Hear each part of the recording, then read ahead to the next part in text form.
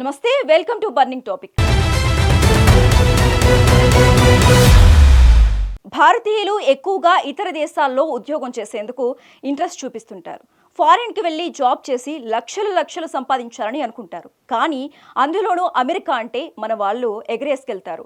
ఎప్పుడెప్పుడు సప్త సముద్రాలు దాటి వెళ్దామా అని ఎదురు చూస్తుంటారు. ఇలాంటి ఇండియన్స్కు నొప్పి తగలకుండా ఇంజెక్షన్ వేసినట్లు H1B వీసా నిబంధనలతో గట్టి స్ట్రాంగ్ ఇచ్చాడు అమెరికా అధ్యక్షుడు ట్రంప్.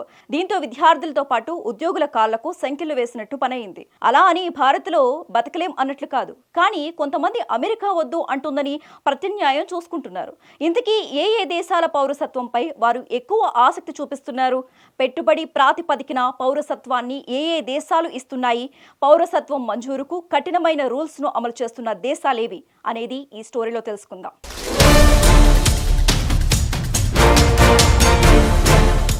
భారత ఆర్థిక వ్యవస్థ గత 10 ఏళ్లతో పోల్చుకుంటే చాలా బాగా పెరిగింది. ఇలాంటి తరుణంలో చాలా మంది భారతీయులు స్వదేశానికి జై కొడుతున్నారు. అయితే కొందరు హై నెట్వర్త్ వ్యక్తులు, బిలియనీర్లు, విద్యార్థులు, పరిశోధకులు మాత్రం ప్రత్యామ్నాయాలు, అభివృద్ధి అవకాశాలు, కెరీర్ పురోగతి కోసం విదేశాల వైపు ఆశగా చూస్తున్నారు. పౌరసత్వం మంజూరుకు పలు దేశాలు కఠినమైన ప్రాసెస్ను పెట్టినా, భారీ పెట్టుబడుల షరతులు విధించినా లెక్క చేయకుండా ఎంతో మంది భారతీయులు HNIలు అప్లై చేసుకుంటున్నారు.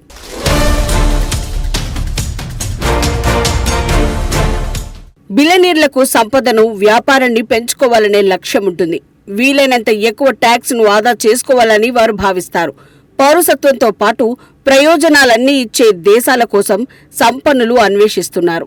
ఉన్నత విద్యను పూర్తి చేసిన వెంటనే ఉద్యోగంతో పాటు పౌరసత్వం ఇచ్చే దేశాల కోసం విద్యార్థులు వెతుకుతున్నారు. కేవలం సౌకర్యవంతమైన, విలాసవంతమైన జీవితం కోసం ఎంతో మంది సంపన్నులు, వ్యాపారులు పలు దేశాల పౌరసత్వాన్ని కోరుకుంటున్నారు. భారత్ సర్కార్ ఒకే వ్యక్తికి 2 పౌరసత్వాలను మంజూరు చేయదు. అయితే హై నెట్వర్త్ వ్యక్తులు భారత పౌరసత్వాన్ని వదులుకొని తమకు నచ్చిన దేశాలకు వెళ్లిపోయేందుకు సన్నాహాలు చేసుకుంటున్నారు. ఈ క్రమంలో America, Canada, UK, Australia, Italy, Portugal, Greece, Spain, Malta, Gulf దేశాలకు హై ప్రయారిటీ ఇస్తున్నారు.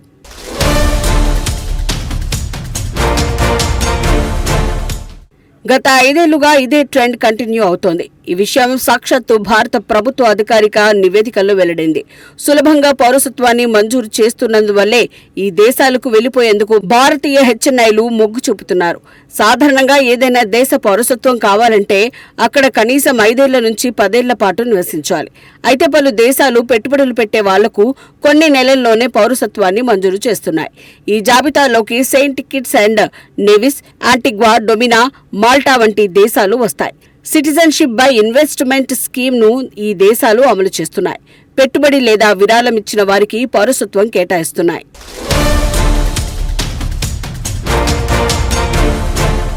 Portugal, Greece, Spain, Malta, UAE లాంటి దేశాలు గోల్డెన్ వీసాలను ఇస్తున్నాయి. ఆయా దేశాల్లోని రియల్ ఎస్టేట్, ఇతరత్ర ఫండ్లలో నిర్దిష్ట పెట్టుబడి పెడితే కొన్నేళ్ల పాటు నివాస అనుమతులు మంజూరు చేస్తారు. తదుపరిగా దేశ పౌరసత్వాన్ని కేటాయిస్తారు. కెనడా, ఆస్ట్రేలియా, UKలో ఉన్నత విద్య కోసం వెళ్లే భారతీయులకు వర్క్ పర్మిట్లు ఈజీగా మంజూరవుతున్నాయి. అనంతరం వారికి పర్మనెంట్ రెసిడెన్సీని, చివరగా పాస్పోర్ట్ ను మంజూరు చేస్తున్నారు. పలు దేశాల పౌరసత్వం మంజూరైతే వీసా లేకుండానే దాదాపు 100 నుంచి 150 దేశాలకు రాకపోకలు సాగించే అవకాశం లభిస్తుంది.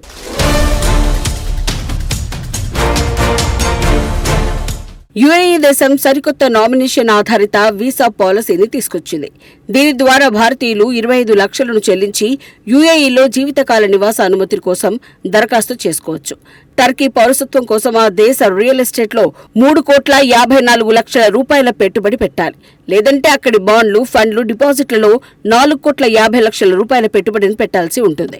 ఈ పెట్టుబడిని కనీసం 3 ఏళ్లు కంటిన్యూ చేస్తేనే పౌరసత్వం కోసం అర్హత లభిస్తుంది. దాదాపు 6 నుంచి 8 నెలల్లో పౌరసత్వం మంజూరయ్యే అవకాశాలు ఉంటాయి.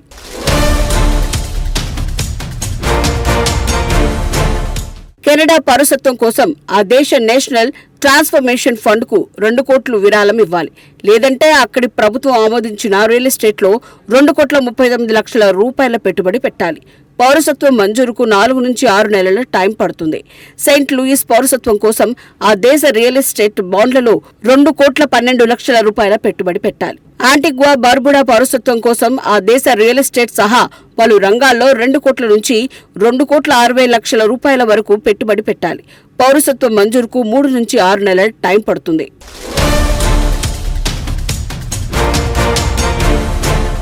వనౌతు పౌరసత్వం కోసం 1,15,00,000 రూపాయలను అక్కడి ప్రభుత్వానికి అధికారికంగా విరాళంగా ఇవ్వాల్సి ఉంటుంది. లేదంటే అక్కడి రియల్ ఎస్టేట్లో ఇంకా పెద్ద మొత్తాన్ని పెట్టుబడి పెట్టాలి. విరాళం ఇచ్చే వారికి 2 నుంచి 3 నెలల్లోపే పౌరసత్వం మంజూరవుతుంది. మాల్టా పౌరసత్వం కోసం 7,25,00,000 రూపాయలను ఆ దేశంలో పెట్టుబడి పెట్టాలి. అక్కడ ఏదైనా ఆస్తిని కొనాలి, లేదంటే ప్రాపర్టీని అద్దెకు తీసుకోవాలి. మొదట కొన్నేళ్ల కోసం నివాస అనుమతిని మంజూరు చేస్తారు. శాశ్వత పౌరసత్వం లభించాలంటే 12 నుంచి 36 నెలల పాటు వేచి ఉండాల్సిందే. ఇది ఇవాల్టి బర్నింగ్ టాపిక్. మరొక బర్నింగ్ టాపిక్ లో మళ్ళీ కలుద్దాం. అంతవరకు చూస్తూనే ఉండండి మెగా 9 టీవీ.